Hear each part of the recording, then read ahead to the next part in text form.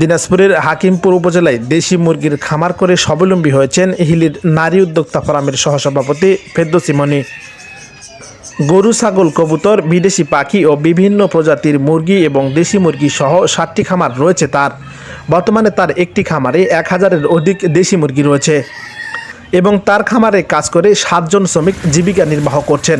এই দেশি মুরগি সেটাই থাকি, আমার সঙ্গে আরো 4 জন আছে, মোট 5 জন। আর দেশি মুরগি খুব লাভজনক।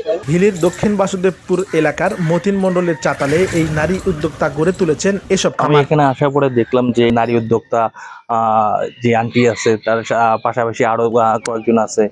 দেশি মুরগি খেতেও যেমন স্বাদ, তারপর হচ্ছে খরচও কম।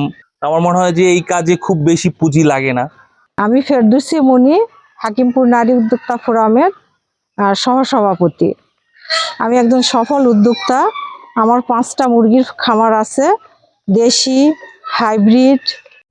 আমি হামিদা আক্তার, আমি হাকিমপুর। বাজারে দেশি মুরগির মাংস ও ডিমের চাহিদা বেশি থাকায় অন্যান্য মুরগি খামারের পাশাপাশি দেশি মুরগির খামার করেছেন তিনি। আমি মনে করছি দেশি মুরগিটাই সবচেয়ে লাভজনক। আমি রোমেনা আক্তার মনি, হাকিমপুর নারী উদ্যোক্তা ফোরাম সভাপতি। আমাদের ফেরদৌসী মনি ভাবি হাকিমপুর নারী উদ্যোক্তা ফোরামের সহসভাপতি। গত 2 মাস আগে 45 টাকা দরে 1000টি দেশি মুরগির বাচ্চা দিয়ে এই খামার শুরু করেন তিনি। বর্তমানে প্রতিটি মুরগি 200 থেকে 250 টাকা দরে বাজারজাতকরণের উপযুক্ত হয়েছেন বলে জানান তিনি। তার এখানে আপনার যে কারো মন খারাপ থাকলে তার এই বাউন্ডারির ভিতরে আসলে আসলে মনটা ভালো হয়ে যাবে।